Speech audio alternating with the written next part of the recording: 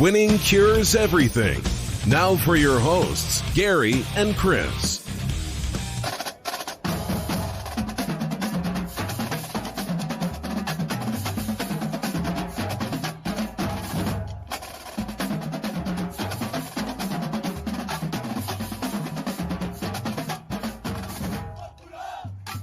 Welcome in! Winning cures everything. It is Monday, June the 8th. I'm Gary. And I'm Chris. And lots of stuff happened over the weekend. Lots of stuff again. We've got one real sports topic, and then we got some others that are basically whatever you like to call it. Yeah. More news stuff, more stuff that's going into the mainstream realm, of course. Going ahead and sharing the show out on all of our social media platforms. So, if you would do the same, we would definitely appreciate that as well. The show, always brought to you by Tunica, Mississippi, the South's premier sports gambling destination. They have got 6 wonderful sports books. You can find more information on them over at tunicatravel.com. They are back open. You will go and find all their policies and procedures and everything else about how they are keeping you safe while still allowing you to gamble over at tunicatravel.com. So go check that out. Do them a favor. Do us a favor, go over to winningcureseverything.com. All of you guys that jump in the chat every day, all that kind of mess, we appreciate you. You can find all of our picks, previews, podcasts, social media platforms, etc. over at winningcureseverything.com. We are on Periscope. We are on YouTube. We are on Facebook. We are on Twitch. And there we go. We got 2 Twitch guys jumping in the comments right now. Ben jumped in, said, "What's up? It's almost summer." Yeah, it most certainly is. We're in Memphis. We're getting hit by the remnants, or not even the remnants at this point, but the outer bands of Tropical Storm Cristobal. Crazy stuff going on. So it's not bad yet, but we'll see. I'll take it. I'll take it. This weekend and the end of last week, it finally got hot as balls around here. Oh, yes. And I was dying working in it. And today I was out in it working my ass off, and it felt spectacular outside. Well, I will say this: the all of that stuff, the COVID stuff that's been going on. The latest report is from like South Wales or whatever, that COVID can't, like, what term am I trying to use? Like, it can't spread as easily in humid conditions. If that's the case, then we're going to be great, because after this little bit of rain that we're getting today, it's going to be 100% humidity. We're going to be breathing water. You got that right. Michael jumps in, said, "Sup, fellas? Happy Monday. Hope you all had a great weekend." We did. Hopefully all of you did as well. Michael said, "Garbrandt's KO was crazy and Spencer is tough as hell." I'm sure you were watching, Gary. I absolutely was. I was watching Sugar Sean. Gary shared out those knockouts. Oh, woo, man, alive. Sean O'Malley is a beast. It's been, I mean, he just fought not too terribly long ago, but it's been 2 years. We've been waiting for this guy to get into the ring for 2 years. Not the ring, the octagon, whatever. But his knockout was fantastic. And Garbrandt's right at the end of the round, man, that was a lot of fun to watch. Thought he was going to get saved by the bell. He was seeing bells. You got that right. I mean, this thing was crazy. Ben said it's 100 here in Sacramento a few days ago. Now it's down to 75. Weather's weird. Oh, that's perfect weather right there. 75 is perfect. 100, not so much. We're gonna see 100 much. We don't have a coast. I don't know. Well, I guess Sacramento's not on a coast. Not really. No. Pretty inland. But it's still closer to the water than we are. So. Well, if you can't get that breeze, it doesn't help. No, it just makes it really humid. Mike said you have to be a bad MF to have hair like that. Talking about Sean O'Malley, yeah. You can't 100%. Just walk around the street like that. No, and be a rando not. Dude. No, he'd be killing folk, man. That's what he does. With that said, we've already talked a little UFC, but let's dive into a little more here. Aside from UFC 250, I really don't want to get into that because it was not a big time major league event the way that a lot of these pay-per-views are. The biggest news in UFC is the stuff that's happening outside of the octagon. Conor McGregor announced he is retiring after UFC 250, said that he's bored. Michael said it'll be 105 next week in Bakersfield. Yeah, forget that. I'm out of it. So hell no. The good news is, though, that out there, from what I understand, I've never been to Bakersfield, but that part of the world, I understand that there's not a ton of humidity, so it doesn't feel like you're walking around, covered up by a wet blanket all day. So Yeah. Maybe that's good. I don't know. I know Vegas in the summer, like, it's hot. It don't feel as hot. No. I don't go to Vegas in the summer. I mean, I've been, but Nope. No, it's not. Nope. It's not my favorite. I am not doing. You cook shit at that heat, temperature, like 127 on the asphalt or whatever. I mean, it's crazy. Mm. So the McGregor stuff, he's bored. He said nothing excites me right now. There are no fights to make. There's no blah blah blah blah blah. And I get it. I totally get it. Didn't he accept like 9 fights on Twitter? Oh yeah, he's waiting for anything. But UFC won't give him those fights. He told De La Hoya, yeah, I'll take it. He told Anderson Silva, yeah, I'll take it. He told all these people, like, yes, anything. Give me something that's a challenge, something that excites me about this, whatever. If he doesn't want to do Nate Diaz, I get it. He's already fought him twice. Like, what's the purpose? Now, you want to do the rubber match, but he just won the last one. So what's the purpose? He wants Khabib. He wants Gaethje. He would probably take Ferguson. He doesn't care about Dustin Diamond Poirier. Now, here's what's weird. Dana White is notorious for giving us the fights we want, right? Maybe not the fighters, but those are the fights the people want as well. Can you think of any logical reason he would have for not wanting to schedule those fights? I have no idea. One could be that you want to save McGregor for when you can have people back in the stands. That's one option. Because obviously you're going to make a killing off of whatever gate he's involved in. Yeah, right? You get the gate, but the pay-per-view money should be good enough, right? Like, there's nobody in UFC that ignites a crowd the same way that McGregor does, right? I agree. Now, imagine what he would be like without a crowd. And who knows, right? Like, we remember what he was like before he became massive. But he's always fought in front of people. So obviously you don't know about him the same way that you didn't know about a bunch of these other guys. Like, Ferguson and Gaethje was a fantastic fight, even with no fans. So that could be one reason. The other reason could be McGregor wants them to make a fight against Gaethje, right? If that's the case, you're not getting him until probably September. They initially came out and said July. Well, then you had Khabib's dad going into a coma due to COVID complications, etc. Like, he's got major league health issues. Then you've got, you're not going to get the Khabib fight because Khabib doesn't want to fight you until you've fought somebody to prove it. But McGregor's already proven it. So, like, I totally understand where he's coming from. Like, if I were him, if they offered me Tony Ferguson but here's the other part. Ferguson got his brains beat in. Like, I think it's going to be a long time before Ferguson's ready to fight. Like, he had a broken orbital bone. Gaethje would be before Ferguson, right? Yeah, but because Ferguson's going to be a while. Gaethje against Khabib is happening at some point. So therein lies the problem. All the people he wants to fight already have other fights lined up. Well, and he wanted to fight Anderson Silva at catchweight at 176, but I mean, Silva's lost like 4 of his last 5 fights. Like, he is way on the outs of his career. Wouldn't that be the perfect fight to let him fight without a crowd then? Yes. Because he's fighting a guy that's past his prime. Like, why would White care about that, right? So yes, we think he would destroy Silva. Silva's not the draw he used to be by any stretch of the imagination, right? But he's still a name. And the pay-per-view would do great. And if it's not a great fight, you don't disappoint tens of thousands of people showing up to watch it because nobody would watch it. And it gets him involved before maybe things open up and you can have people in the stands. And now he's into it and he's a part of UFC because right now it does feel like he's sitting on the sidelines, not doing anything. Well, I'm sure that they have probably offered him Dustin Poirier. I am sure that that's happened. But that's a dangerous opponent, and why? Like, why would you do it? Like, Ferguson, I can understand that, right? Ferguson won 12 straight fights before he got beat by Gaethje.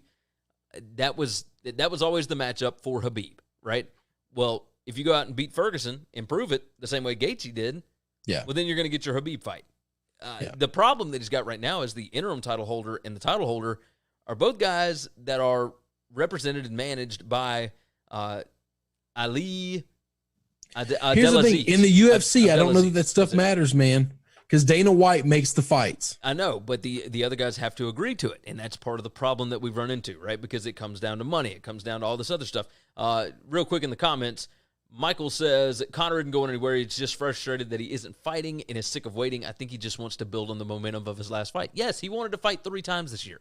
He has said that numerous times, and now we're into June. And no, he's not getting 3 in now. Yeah, I mean, if he does, it would be miraculous, right? Yeah, because the earliest he's probably going to get a fight, they're going to give him a month to have a training camp once they name an opponent. 2016, the earliest. Yeah, 2016, he fought 3 times in a year.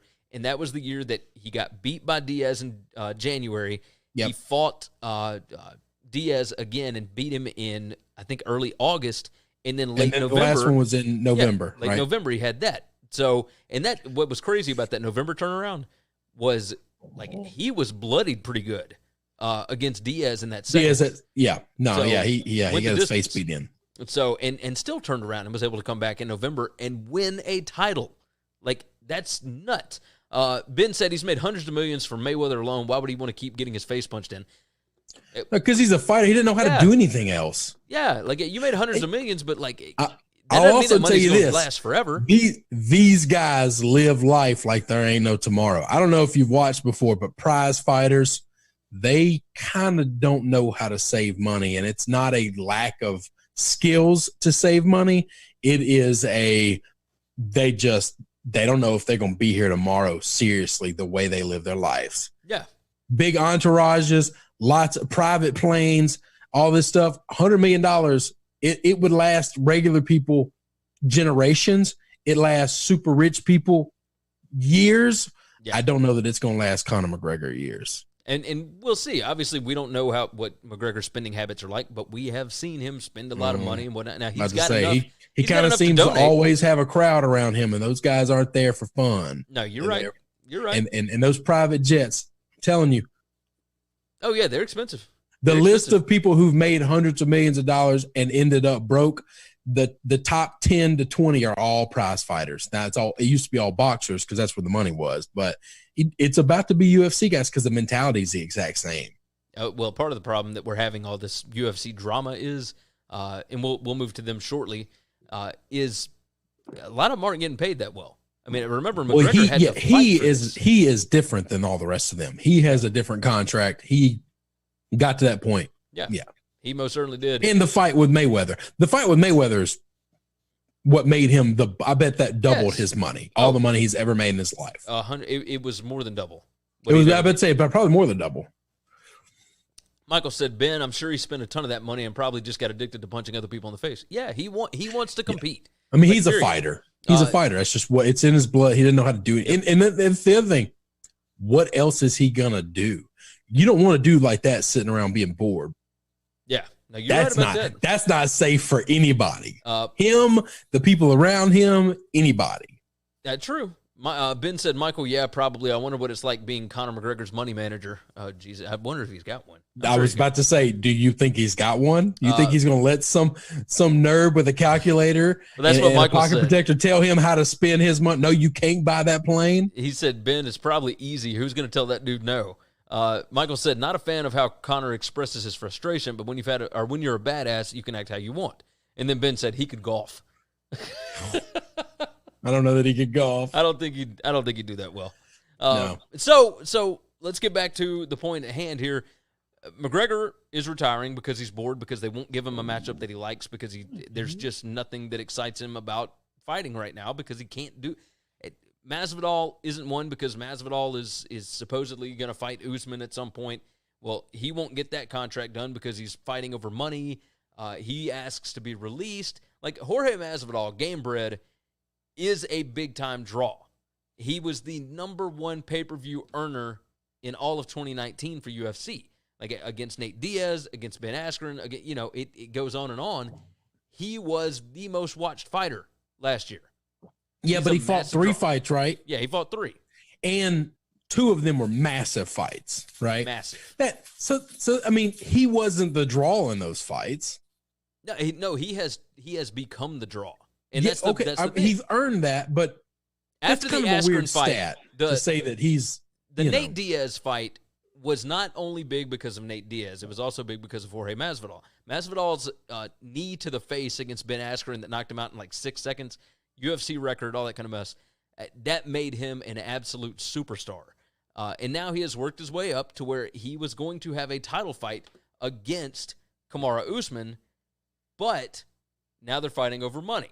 Jorge is, so he just signed a new deal. It's a 7-fight deal. But he wants to be released because the UFC is not going to pay him, from what I understand, and I've tried to read as much on this as I could, and if anybody knows different, let me know. From what I understand, because Masvidal is not a title holder, the title holder, even if he's not as big of a draw, is going to get more money, more guaranteed money for the fight, right? So Masvidal would be fighting for the title even though he's the draw, so he would make less money. This is where these guys have to see big picture. This is where these guys need somebody in their life to explain to them big picture. All right, so you are the bigger name. You want the most amount of money, but they have the title. Then go beat their ass and take the title. Yeah. So, yes, take less money and take the title. That was my thought process. And then now you make the money, but you just signed a 7-fight contract. You signed it. Nobody made you sign it. Nobody put a gun to your head. Nobody forged your signature. You signed that contract. So you got to fight those 7 fights. So wouldn't it be worth it to you to go get those titles, a title, and then the 6 other fights, if you can hang on to it that long, you will make more money. Yes, 100%. 100%. I get so frustrated with people who agree to contracts and then immediately hate their contract. So it's not just Jorge Masvidal that is doing this, that is upset about money, etc. Yeah. The other big name that is doing this, now obviously we also had Henry Cejudo that came out and said he's done fighting, he's not making enough money for what he goes through, etc. Now he's making like way better than you and me. Like he's still making real good money, but he feels like he had worked his way up to a certain point and he deserved more. Jon Bones Jones. Don't we all think that we are way more valuable than we really are? Bones Jones. Now, some of these fighters are. But Bones UFC Jones tries to make them all Bones equal. Jones's beef is a personal beef. He needs to get his head straight. Well, but it's a money beef. It's the reason he's upset. He wants more money for. I get that, but every time you fight, you get in trouble. I'm not going to promote you. I'm not going to give you more money. Oh yeah, I'm not going to break the contract we have. We went over this last week. Yeah, there's no way I would give Bones until he needs to give me 3 fights. Give me 3 fights. Pass the drug test afterwards. Don't cheat. Don't use roids, and then don't go around playing with guns and getting drunk in the street. Michael jumps in on Twitch. He said, nobody wants to work to earn stuff these days. They want to walk in and want the same as vets. Everyone who's ever worked a job knows you have to start at the bottom. Here's the difference. Masvidal, he is a vet. He's got a ton. Some of these guys have been around the block, and they've probably earned it, but they have done things that keep them from getting it. Bones Jones is trouble. Masvidal's he signed the contract. Yeah. Masvidal is 35 years old. Yeah. And he is he's not fighting outside that contract. If he signed 7 fights, he's at 35, he'll be what? 38 when he's done? Yeah, pretty much. He is 35-13. He's had 48 MMA fights. Only 10 of which have ended by decision. Only 10 of his losses were by decision. Only 1 was a knockout. Only 2 were by submission. He has knocked out 16. He has submitted 2, and he's won 17 fights by submission. His best chance to make money is to take any title fight they'll give him. Yeah, and then he can make more. At his very next fight, I would demand a title fight. Then, you're not going to break the contract, I get it. But I'm a big enough draw. Let me get a chance to win one of those titles, so my next 6 fights, I can get a bigger piece of that pie. Yeah, pretty much. So that's the deal, right? Is Masvidal wants more money, and Jon Bones Jones wants more money. And it's funny, we were just talking less than a month ago about the trouble UFC is in, not because of all this drama, but because they don't have a lot of stars. But now all these other guys outside of Conor think they're stars. Jon Bones Jones is a star. He's just the crazy star, which let's not get it confused. Conor's every bit as insane and crazy. Yes.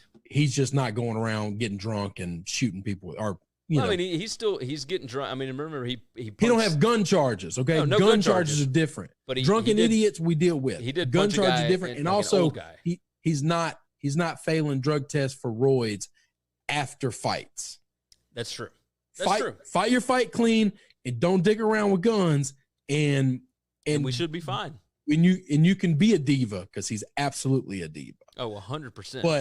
But that's Bones' problem. These other guys, just a few weeks ago, we didn't mention any of their names when we were talking about the problem UFC has with not having stars. They all think they're stars, and yes, they are the best UFC has to offer.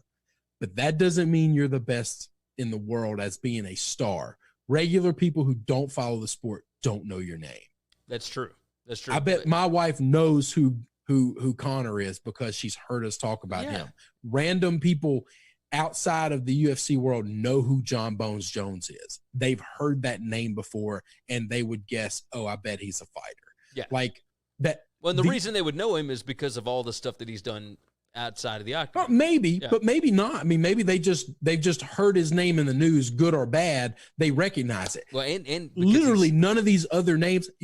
Habib is probably the next biggest star, and that was made solely by Conor McGregor. Yes, that's it. No rando person that doesn't follow UFC wouldn't guess at all who Habib is if you said his name on the street. Nobody, zero people. Let's see. And Wella Good said, "Why are you capping? Do you know what capping is?" Nope. I have no idea. And Wella, let me know. I got no idea. Yeah. So we got to figure out what's going on with UFC. They've got to get some of this stuff figured out because, as we saw with 250, you got some names and some guys that are entertaining. You got some fights. Garbrandt with a KO, Sean O'Malley with a KO. Those were great. Those are still minor names that, your everyday sports fan does not know who that is. You need Nate Diaz back fighting again. You need the Habib fight to happen sooner than later. You need Conor McGregor back in the octagon. You need Jorge Masvidal. You need all of this stuff going on. You need title fights. You need interesting, entertaining things. It was great when they came back and they had the ESPN Plus fights and the pay-per-view initially and all that kind of mess. It was great when that happened right off the bat, right? After the COVID-19 stuff and when they found a way to make it happen, then you had a bunch of really good fights. Right now, you got a bunch of guys that could be good, but nobody really knows who they are. So you got to find a way to build the stuff, and the way to build it is to get those guys in front of other people, and those other people will show up for McGregor and Bones Jones and whoever else, right? Francis Ngannou can't do anything because now we're waiting on Stipe Miocic and Daniel Cormier to fight, but that's not going to happen until probably November, who knows? So all of your divisions are basically stuck. Like your bantamweight champion has retired. So now you got to have a fight for, who's going to take over the belt. All of this stuff happens, and they are in so much trouble if they don't figure out a way to keep people interested in the fights. They got to come up with something. You're going to have to give one way or another. I'm hoping that we get Jorge Masvidal and Kamaru Usman. But we'll see. So we got guys in the chat. Michael and Ben are going back and forth about the match. They're saying that Conor should be in the match in the next one. And then we jumped in. MJ would be great. Maybe Barkley. Let's see. Michael said, hard to keep those fighters out of trouble. That loose screw is that makes them great, hurts them in the real world. Yeah, 100%. That's it. I mean, they're the reason that those old great boxers had managers literally be father figures and just never leave their side. Yeah. And many of those managers ended up stealing large sums of money from those people. They were absolute just leeches. There was no real care for them, but it at the end of the day, it kept those guys somewhat, contained. Yeah. No, you're right. UFC needs these guys. I don't know that they need them enough to completely change how they do business. But I could see we got a fight going on, and we could end up GSP and Jon Jones leading the brigade of fighters unionizing in this could be very interesting. So, I mean, obviously we see all of these other sports leagues that have players associations, if they do that with UFC, it's going to change how WME and that bunch has to do business. We'll see, but I think we got a fight that will be on our hands sooner than later because of this bunch. All right. So I don't know who said we were capping, or if they were saying we were capping or somebody else was capping. I don't know. Yeah. So I got two definitions for it, by the way. Okay. One is a slang term that 20th century adults and kids use, mostly to say somebody is lying or not being real. Okay. Okay. So that is what they're saying. Or Ben said it's a capping means to flaunt a fake rich lifestyle or lie about social status. So have we done any of that? I don't know. I don't think so. I don't think we're flaunting listen, that plasma TV you got behind you is pretty stellar, and these wrestling buddies are pretty valuable. There you go. Maybe that's it. I don't want to get too far ahead of myself, but that's unbelievable. I could sell them for tens of dollars. And I don't know what we're lying about. So anyway, I don't either. Maybe who knows? Maybe that's not what they mean. That's what Urban Dictionary gave me two definitions. There you go. It sounds good to me. Let's move into this next one here. Iowa football. Kirk Ferentz. Michael said Gary does have that big ass TV on display. Yeah, it's not a big one. It's 40-something inches, baby. You got that killer light behind it too, though. That's why I got a good look. I put the light on so that there is at least something behind me, right? Because you got your thing. Mine's all the way in the back of the thing, but yeah, I want a little thing showing up here and there, like some kind of display going on. Here we go. Hawkeyes coach Kirk Ferentz announced Saturday that Chris Doyle, the strength and conditioning coach, long-time coach, I believe 21 years.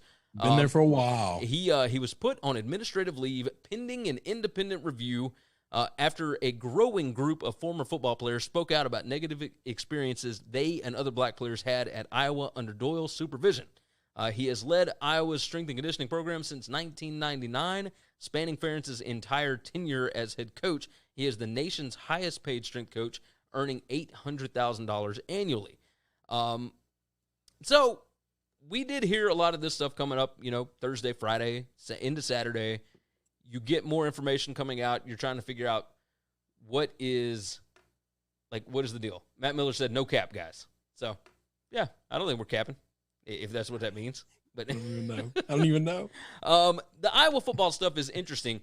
Doyle came out, and he said in his statement, right, and he put out, the generic, for 21 years I've committed my life to Iowa football, blah, blah, blah, blah. So we'll go through all that.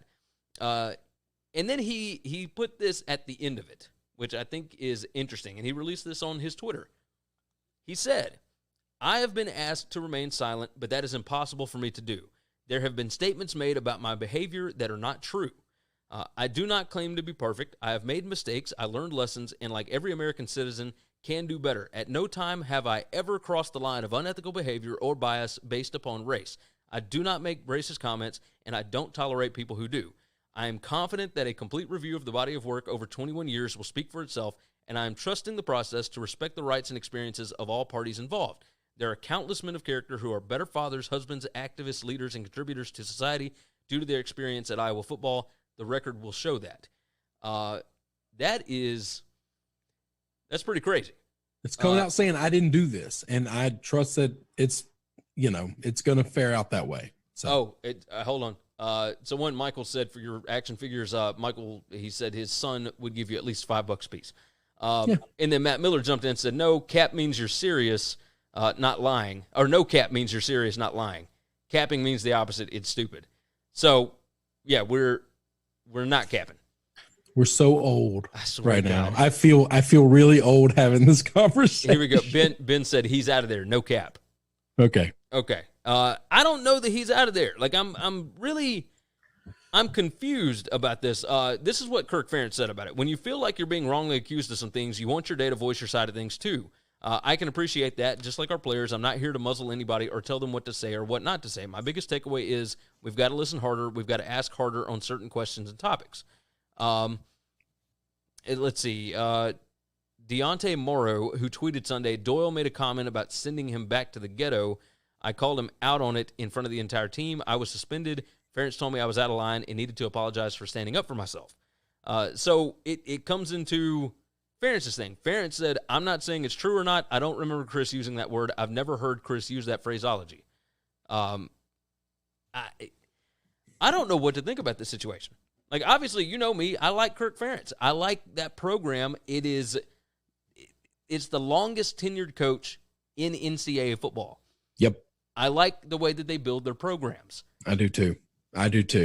But, and they had a coach come out and give unbelievable testimony for the change that has happened at Iowa since he's been there, and the progress and what they're working towards. And that coach, we are close to. I am personally close to, or was, in Kelvin Bell. That guy beat me up every day in football, and not physical, not bully, but I was the guy that had to hold the tackling dummy across from him. And he was an All-American, and I was a bum. I was a sophomore, and I just got the hell beat out of me. I was just the fattest sophomore they had, and they were like, he can beat him up. Yeah, he played at Iowa. Ben jumps in. What type of dog is that? That is a Great Dane. That is a dinosaur. Yeah. Ben also said, if they don't fire the strength coach, expect recruiting to flop. Here's the thing. Recruiting is already doing insane. I mean, they've got a top 10 class right now. So I don't expect it to necessarily flop. I don't know what to make of this. I have no idea what's going on there. Like, I would tell you this. You and I have been in and around enough football guys, okay? And definitely enough white football guys to know, I think there's this is going to sound terrible. I'm almost afraid to even say this, but I really believe this. The fact that him telling somebody, if you screw up here, whatever, you're going to get sent back to the ghetto, that's massive progress compared to what used to be said in locker rooms. Yeah. Yes, it's not okay. And we got it, but we're getting there, because a hell of a lot worse than that has been said and is probably still being, probably not now because of the voice players have today that they didn't used to have. And if it is being said, you're gonna get your butt called out on it, and you should. But I'm just saying that I think that is that's not excusing. If it was said, it's not the worst thing in the world. At some point in time, we can't make every word the button that gets you fired. It can definitely get you your ass chewed. It can definitely get you suspended. It could put you in trouble. Okay. Yeah. It could put you on notice and on blast that we're all watching you. Yeah. All right. That's a type of probation. But losing your livelihood and not being able to apologize and learn from these things, I truly and honestly believe Drew Brees spoke out of turn. Okay. He said what he really believed. And then he listened. Instead of just thinking what he thought, he had enough people pull him aside and say, what you think is wrong. Yeah. And it changed his mind. That's one thing I hate the yelling and the screaming, because the yelling and the screaming is never going to change someone's mind. Right. But bringing them in and saying, this is how we really feel and this is how it really is, will actually change these people. Yes. It really can modify the way they believe and see the world. And that can make it a better place. I don't know that this is shoot him in the head and move on. Let him just put out the pasture. I don't know that is the only thing that has been said, and that's kind of the problem. True. Right? That's yes, you're exactly right on that. It's not excusing what he said in the slightest. No. But I would say that progress has been made. Michael said, I'm from the ghetto. I've never thought of that as racist. We just didn't have any money growing up. Yeah. I mean, that's Matt Miller said, my biggest issue with the whole movement is people act like progress hasn't been made, and this is the same culture as the 50s and 60s. I think the issue right now is that not enough progress has been made, and that's what people are standing up and fighting about. Well, there are certain big things that they want changed, okay, that we all should want changed. Well, I guess we all. There's a large portion of people that don't think that qualified immunity should be changed, and that's fine. But that's the linchpin that will change. Are we going forward? Are we staying the same in the eyes of the majority of everyone that is protesting right now? Right.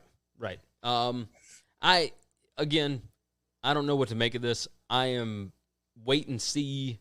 And I mean, I grew up. Okay. Before my mom and moved my brother and I in with our grandparents growing up. We lived in what would be called the ghetto. We lived in the project area of Memphis in Whitehaven. That's where we lived. And it was a rough place to live. And we weren't the only white family there, but it was predominantly black, and it was a ghetto. It was a project. I don't know any other way to say it. That's where I lived. And we weren't mistreated. Everybody lived kind of a rough, poor life there. That's just the way of life in that area, in that neighborhood. It was rough and it was poor, and people struggled to make ends meet. But I don't know. Now my mom moved us in with our grandparents, which got me out of it, but I also lost having my own bedroom. And now I sleep on the floor at the foot of my mom's bed. And it was a different lifestyle, but they got us out of there. We no longer lived in a house with bars on the windows, and that was nice. And I lived a pretty decent childhood, but I wouldn't have thought the word ghetto was offensive. I do understand how it can be, and probably is to most black people. I 100% get that. It just, because I did live a portion of my childhood there. I didn't think that was one of those words that's their word, not our word. Yeah. Because I lived there too. Matt said the problem with real change is it's hard and takes time, and these people protesting need to realize this is a movement that is possible but not instantaneous. Yes. Agreed, but you would still like to see more progress made, and that's what they're pushing for. It obviously won't happen overnight, but nope. One of the other things, Terrence Pryor, former Hawkeyes linebacker, said that black athletes had to deal with many racist incidents during his time there, including an incident with Doyle in which he alleges the strength coach told him, maybe you should take up rowing or something. Oh, wait, black people don't like boats and water, do they? If this guy has a history of making black jokes, that's probably not good. Probably not good. That might be a situation where, all right, thanks for the 21 years of service, you're going to have to go.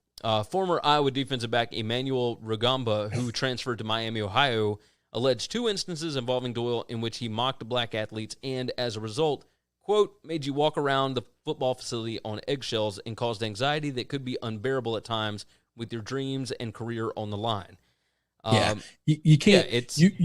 I'm all for being hard on players. I really am. You got to be hard on everybody, and you can't make cultural and sensitive jokes. Yeah, you can't separate people. No, we just can't be that anymore. Yeah. You can be a mean cuss, but you got to be the same mean cuss to everybody. Yep, and maybe he was, but the way that he was going about it, because obviously we weren't there. We live in a world where you can't make black jokes and then turn around and make white jokes and say, "Well, I made fun of both of them." No. That's also different. Not how it works either. Yeah, it's and that's what I'm saying. Is it you can't? So there might be more to it than what I thought. So, and that's the only ones that are listed out in these articles. I've read 3 different ones. Those are the only ones that I've come across. Do you think this is going to end up with Kirk having to leave? Because, I mean, I'll say this. Kirk Ferentz said that he was blindsided by these accusations and all that kind of mess. He's been your strength and conditioning coach since 1999. You cannot tell me that you didn't know what was going on in your strength program. Yeah, that's the one guy. Think about Nick Saban and Scott Cochran. No, we talked about this. Guy. That guy has more power than any position coach or maybe coordinator than anybody else. More than anybody on the team aside from the head coach. The strength coach. No, even more than the head coach. More than the head coach. They know the players more than the head coach knows the players. Because they're around them. I assure you of that. Because the players are allowed to be around the strength coach more than they are their position coach or coordinators or the head coach. That's just the way it goes. So it works. Michael said these comments should never be made, but why wait until now to bring it up? You can't have change if it's not being reported when it's happening. Well, this is simple. Everybody feels comfortable with coming out right now. If you had come out before, you lose your spot, you lose whatever. Let's talk. I meant to bring up the social media policy. We have spent forever on these 2 topics today. That's okay. We'll roll through the other ones. We don't have a whole lot else, so that's okay. The social media policy that Adam Rittenberg from ESPN pointed out, Iowa had a social media policy where you were only allowed to use social media, you could get one pre-approved tweet each week. That's all you could post. That blew my mind. Now, obviously, that social media policy they announced has been done away with, but you had to send it to the coaches to get it approved before you could actually post something. Otherwise, you get in trouble. I'm almost not against that because social media is we have to be a part of it, and we share it out, and all our people are watching us on social, and I appreciate it, and I love it, and I understand its place. But it's also one of the worst places in the world. Yes, 100%. And it's where kids get in trouble. Well, I'll say this. Instead of pre-approving, you either have no social media policy. Yeah. Where like a no social media policy, or you just let them run free and do what they want to do and trust your players. And I'm with you. I would rather have a thing where once a month we're going to talk about the dangers of hitting send. You know, we're going to replay the message from Herm Edwards. Herm, my boy. Or was it Tony Dungy? From years ago. Dungy or Herm Edwards? It was Herm Edwards. It was Herm Edwards. Yeah. That's it. But like, we're going to, be careful with hitting send. Be careful with what you share out in the world and to the ethos, because it never comes back. Somebody's going to grab it. It's always going to be there. It's going to live forever. Even if you try to delete it real fast because you regret it, it doesn't matter. Somebody's got that thing, screenshot it, and it's not going anywhere. Yeah. And that's, I think that is smart. I think that is wise to teach 18-year-olds, 19-year-olds, 20-year-olds. I don't think that that's a problem. But I wouldn't want to have to approve these things. You got 150 college students that play football that are under your, and I'm not going through all 150 tweets a week. If everybody gets one, it's 150 a week I got to read. And if 80% of them are about, some, crazy pizza thing that they saw or whatever, like I'm not doing this. Well, the Brown Yeti jumps in and said that's also taking away their First Amendment. I understand it, but I don't agree with it. And I think a lot of people would not agree with it, but a lot of people would understand your side of it, right? And my side is either my side is all or none. Yeah, my side is educate them. You can make it. I'm not okay with the policy. I think that's kind of a bad way to do it. It's just not practical more than anything else. Because then, like, what about likes? What about retweets? Like, what do I have to get all those approved too? Like, at some point in time, we're making this bigger than it really needs to be. Educate them on just not saying stupid things that they might regret later. Exactly. Don't retweet something that you're going to regret. Or just have a blanket rule that, if you embarrass the school, then at some point in time, now that's a hard thing to judge. It's like an ethical clause, gray right? area. Yeah, then you get into a gray area. It is what it is. Let's move on to our next topic. The NFL apologized for not allowing silent protests for all the things that have happened in the past. Let me read Roger Goodell's statement really quick. This came out Friday after we had our show where we were questioning whether or not we were actually going to see any change, et cetera, et cetera. Right. And then it happened right after we got done. So we had to bring it up today. His statement is, "We, the National Football League, condemn racism and the systematic oppression of black people," Goodell said. "We, the National Football League, admit we were wrong for not listening to NFL players earlier and encouraging all to speak out and peacefully protest. We, the National Football League, believe Black Lives Matter. I personally protest with you and want to be part of the much-needed change in this country. Without black players, there would be no National Football League, and the protests around the country are emblematic of the centuries of silence, inequality, and oppression of black players, coaches, fans, and staff." It says, this is a Yahoo article, it said, "The stance is a stark contrast to the NFL's response to player protests addressing police brutality and systematic oppression." I can't talk today. Excuse me. You're good. Colin Kaepernick set the tone for the protest that involved kneeling during the national anthem. He hasn't played since 2016 as political pressure by President Donald Trump condemned the protest, shifting the subject from black oppression and police brutality to a false narrative concerning the military and patriotism. Basically, Goodell said exactly what they asked him to say, what they said they wanted to hear from him. Yeah. So he came out and I will tell you, so you know me, and you know my great disdain for this individual. Yes. Okay. I've got to give him credit when he's owed credit. Is it too late? Sure. Okay. But you know my policy on that. I can't look back. Yeah. So long as you get them to the party, then this fight is too hard. There are too many hurdles in front of us to be worried about looking back. You're on board now? You're with us? You gave in for what we asked? Thank you. Welcome to the party. Now, what's the next step? Big swinging dick at this party.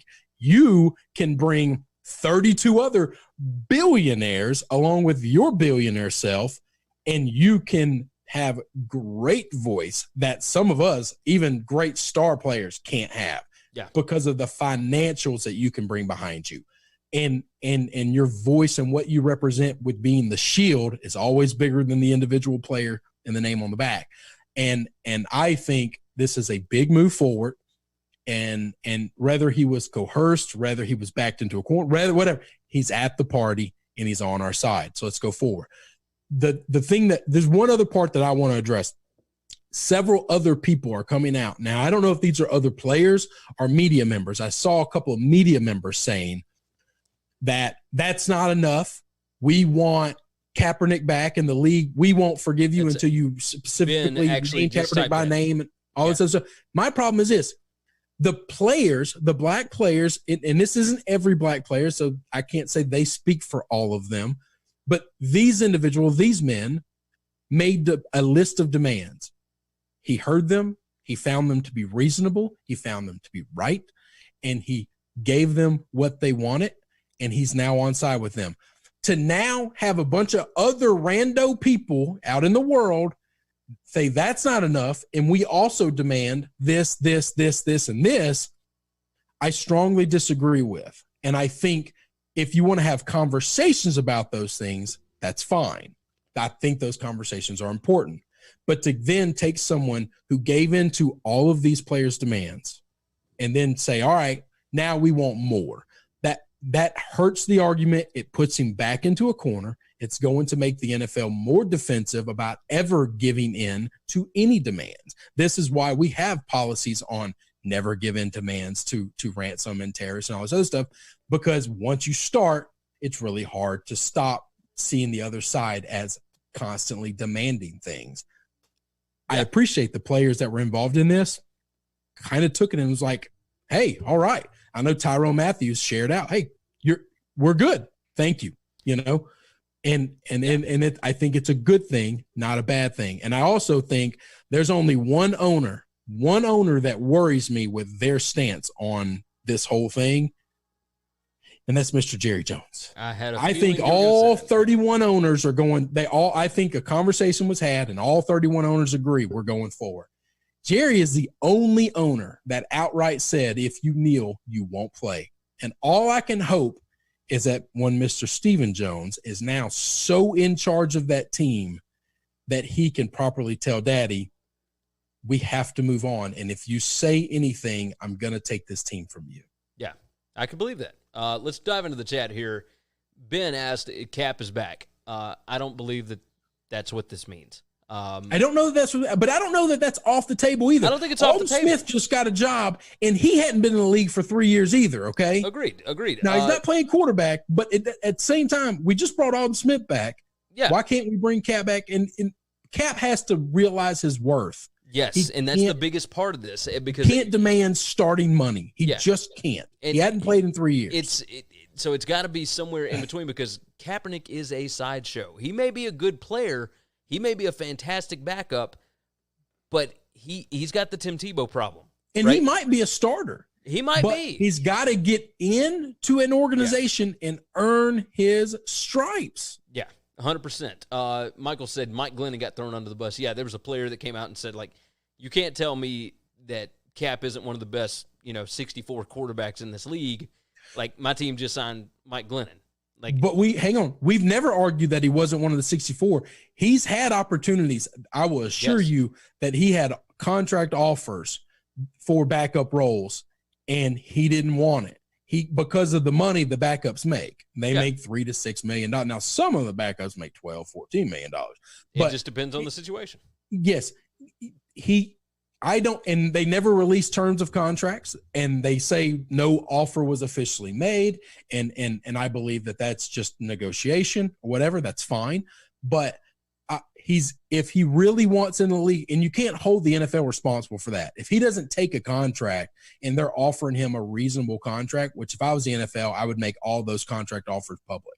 Yeah. Look, we offered him $7 million a year for 1 year. It's a 1 year prove it deal. I think that's understandable and reasonable. Yeah. And if you come in and you earn the starting job, make it like Andy Dalton's contract. If you earn the starting job, you get a $4 million boost because now you're a starter. Yeah. I fully understand and make that reasonable. Yeah. Michael said, if you start giving into demands, where does it end? The Brown Yeti jumped on that and said, give an inch and someone will try and take a mile. Then Michael came back and said, with as much time as they have before the season starts, does the NFL go away with having players on the field for the national anthem? No, I think they're going to let them out. I think they're going to publicize it. I think they're going to advertise it. And I think they're going to say, if you want to walk from the NFL for this, we're okay letting you walk. Because even when you walked last time, which I don't think the walk will be nearly as big as it was last time. Not after quarantine. At some point in time, yeah, all these people are going to say, look, I don't really care. I get it, but I want football. No, and they're all going to come back to the TV. What I could see is this is what they did the second year of the protests was they didn't televise it. Yeah, they didn't televise it. So Jason Lockenford talked today on Tony Kornheiser's podcast today about last year there were still like 3 players that continued to kneel all last year. I had no idea. I didn't know because they didn't televise the national anthem. And I'm actually okay with that. If you're the NFL and you want to continue that route, that's okay. Here's the thing. The national anthem wasn't even a thing for like a long time. Outside of the Olympics, I never understood like why we play the national, and we don't play the national anthem at the Olympics until after somebody's won a medal. Yeah. So like before a sporting event, this tradition got started, and now we feel like if you don't play the national anthem before, why? There's nothing patriotic about a baseball game outside of it was America's pastime. You know, the same thing with the NFL match. Or the NBA or whatever. Like let's, the deal is, these are just dudes playing sports. We've talked about this before. The reason that it gets played, for anybody that doesn't know, is the U.S. military paid all of these organizations to do it. Like, that's and they why pay for it. They pay the NFL. They pay Major League Baseball to play the national anthem. They pay the NBA. Our tax dollars go to pay for those big ass flags that they throw out there and all these. And it's millions of dollars a year. Yeah. Michael said if they don't have fans in the stands, what's the point of the national anthem? If that happens, right? So, I mean, Chris, I'm still siding on now. The COVID numbers aren't in my favor right now, but I'm still betting. I'm taking all over bets. I'm just getting better odds on it. There you go. So we'll jump off of that. We've spent enough time on that one. Let's dive into something else here. Another tricky topic. Dabo Swinney over the weekend. And we're not going to spend long on this, but I just wanted to kind of explain my thinking on it. I had a tweet that went kind of crazy because there was a picture sent to me of Dabo Swinney wearing a Football Matters shirt. Yes, he wore it on Saturday at a whatever vacation, whatever thing that he was on, and he took a picture with some random fans, and they posted it. And it was a blue shirt, like a navy blue shirt, that has white Football Matters on it. For those that don't know, that is a National Football Foundation shirt. The Black Lives Matter stuff started in 2016. That shirt, the National Football Foundation started footballmatters.com as an initiative type thing in late 2016, after all that stuff. So it was a direct play on that. Well, the font is the exact same. The lettering is the exact same. It's on a navy blue shirt, which I thought it was a black shirt from the picture, but it's navy blue. I'm also my eyes are getting bad the older I get. Well, but it's definitely a play on. They took the slogan and they took this thing that's important and they turned it into something that's not important. Now, don't get me wrong. Hold on. Football is important, and we can have a different – it's not the same importance. Yes, but okay. Because the National Football Foundation, they've got a big-time thing where they support and sponsor all 775 football teams in the United States that are all not not NFL, et cetera, but all the college teams, whether it's junior college, Division III, NAIA, whatever, right? It's all of these different teams. And yes, football does matter, but in this spot, the reason why I asked the question, why did Dabo think that this shirt was a good idea today, is very simple. This is not a good time to wear the shirt. It's just timing. Yeah, it's not that you can't ever wear that shirt. It's just timing. No, it's tone deaf. And what's the phrase we've been saying? Read the room. Read the room. This is not a good time to do that. Yes. There is an opportunity to make a big old Jesus joke sometimes, and it can be funny. You don't do that in the heart of Bethlehem. It's just not the right place. It's just hard. It's a hard sell. It's a tough room. Yes, it most certainly is. Now, do I agree with his right to wear the shirt? 100%. Oh, well, I don't think there's anything wrong with the shirt. I really don't. The Brown Yeti jumps in and said, this just sounds like SJW's getting mad. Look, we're not. Chris and I are not social justice warriors at all. There's nothing wrong with the shirt. The timing of the shirt is a bad idea. It's almost like, but now we're bringing light to the fact that he was wearing it. I'm trying to be reasonable because I know my biases. This is an individual I strongly dislike and I find to be very fake. And so it's hard for me to even judge this thing appropriately because I strongly dislike Dabo. And I do. I think all shucks, the Lord has blessed me stuff is just as, and I don't mean to be heretical to anybody who has strong belief and all this. I don't mock that. I'm not trying to. Ben agrees with you, by the way. I just don't buy it. I think it's fraudulent, and I think this guy has never suffered once in his life. Okay. No, maybe he did. I don't know anything about his childhood. Okay. I got no idea. I can't speak. He had some less than ideal circumstances. That's fine. But right now, today, he lives in a castle in South Carolina, and he owns a beach house somewhere else, and life is pretty good, and that's fine. I'm not knocking him for that, but I just find his rhetoric to be mind-numbingly just nauseating because I just think it's fake. Yeah. So when I see something like this, it's impossible for me to have even a feeling about it because I don't even know what I'm looking at. I think he's become a cartoon character. I think that's a bad thing for a football program. Ben said Dabo Swinney and Kirby Smart are my two least favorite individuals in college football. And Matt Miller jumped in and said common sense is poorly named. Yeah. Look, I like Dabo Swinney. Michael said, "I'm sick of Dabo playing the underdog." Yeah, well, that's what he's the biggest school in the country outside of Alabama, and nobody gives us any credit.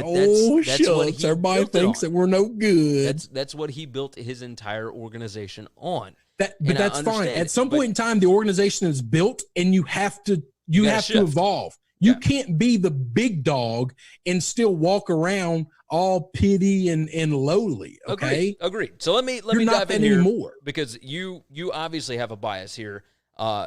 Me, I'm still.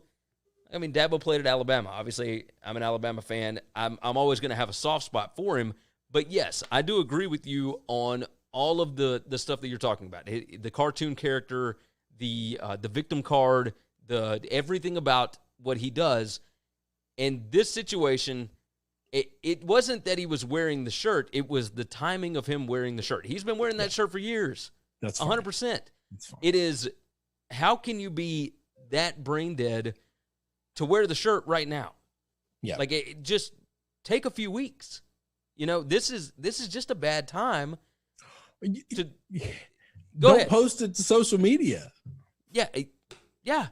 It's just millions of people follow you. Well, he didn't post it. Somebody else posted it, in which case, obviously, he's tagged in it, and it gets out there. It's just use your brain a little bit.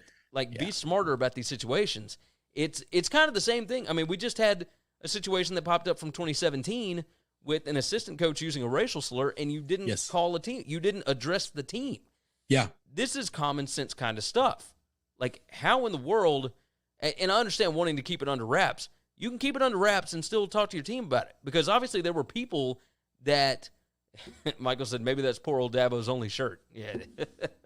Oh, poor guy. It might be. You know what? Maybe we could start a GoFundMe for Dabo. Get him a wardrobe. Get him a wardrobe with There's nothing wrong with supporting the National Football Foundation. There's nothing wrong with supporting the any of that kind of stuff. I'm not saying there is. The issue is, no, and I understand that you're not. But what I'm saying is you got to be smarter than that. I'm not a fan of their marketing team ripping off something that they've ripped off.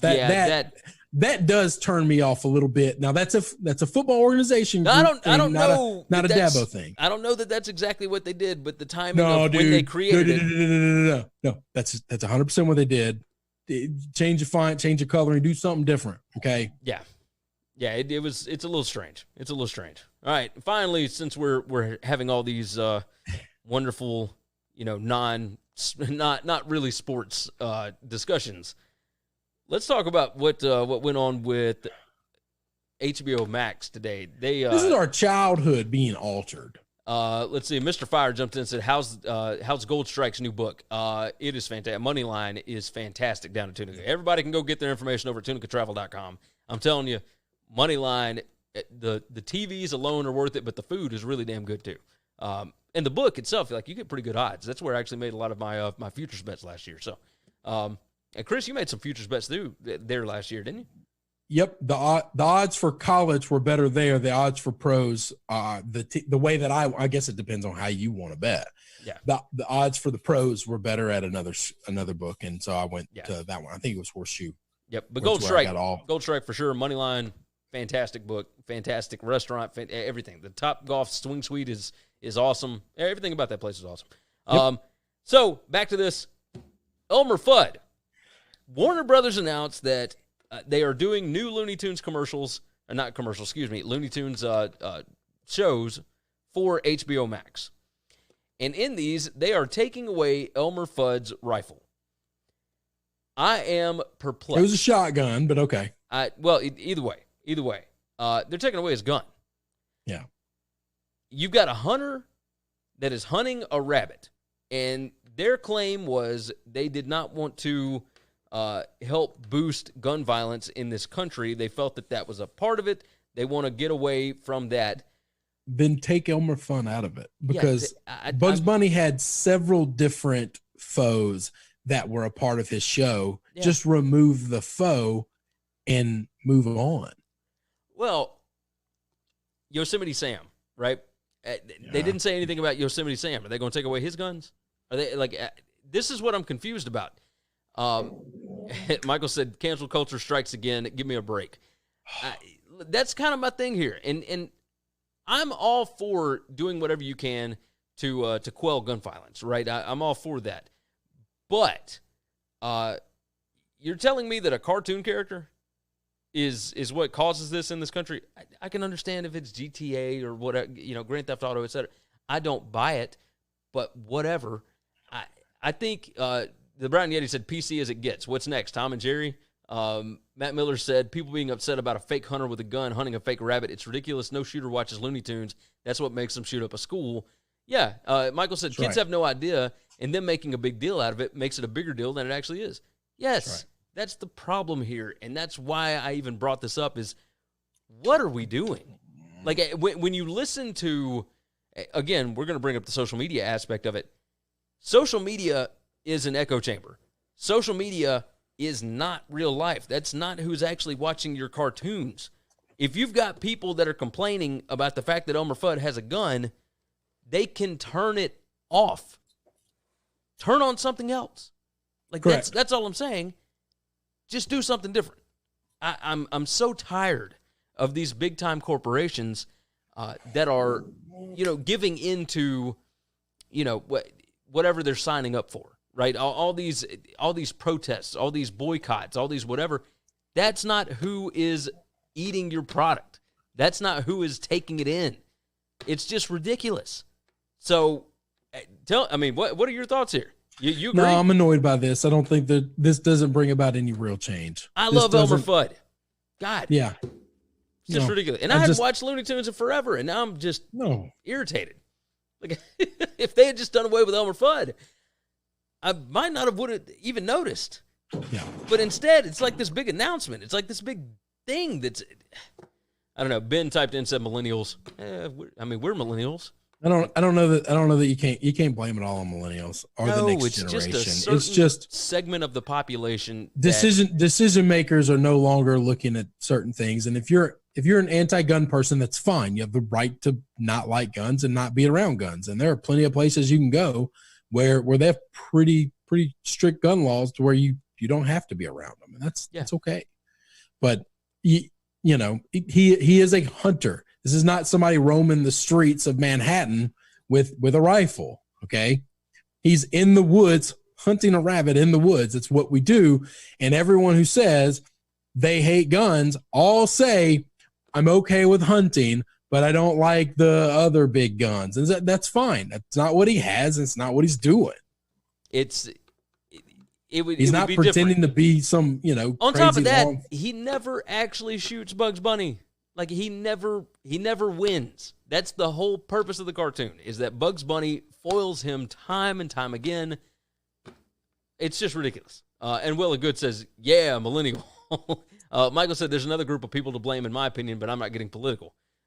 Yeah, we wish we weren't either.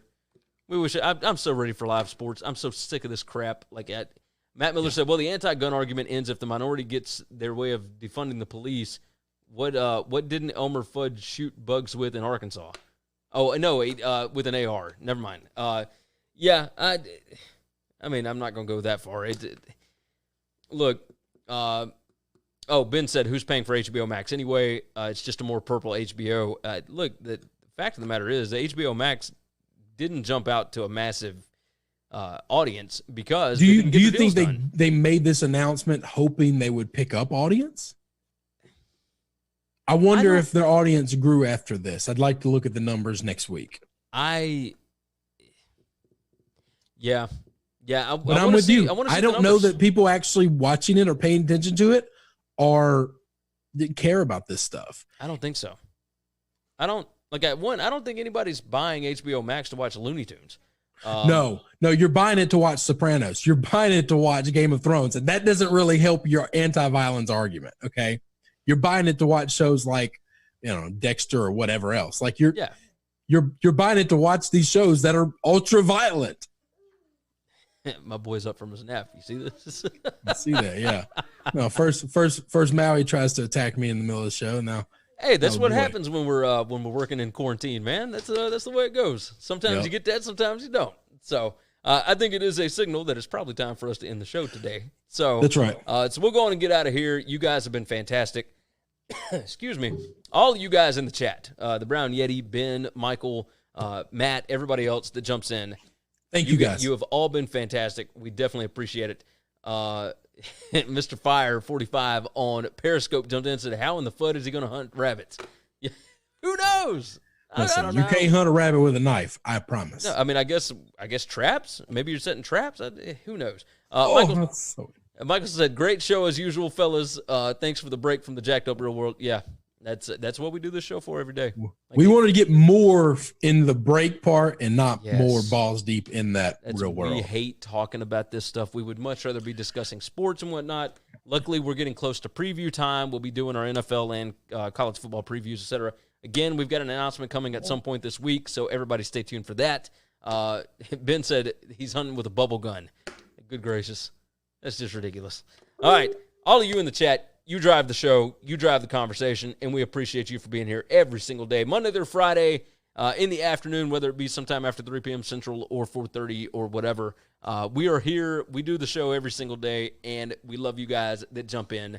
Tell all you boys about them. Michael said gig them. I don't know about all of that, but we do appreciate all you guys. Share the show. Tell your friends about it. Leave a nice review over on Apple Podcasts. That helps us out a ton. Make sure you're subscribed on all the different platforms, etc. WinningCuresEverything.com, TunicaTravel.com. Those are the sites to go check out. And with that said, take care of yourself. Take care of each other. We'll see you tomorrow. Thanks for checking out Winning Cures Everything. If you want to keep up with us, hit subscribe on YouTube or your favorite podcast app. Visit the website at winningcureseverything.com, or you can like us on Facebook or follow us at Winning Cures, at Gary WCE, or at Chris B. Giannini on Twitter. Share out the show, leave a nice review, and make sure to comment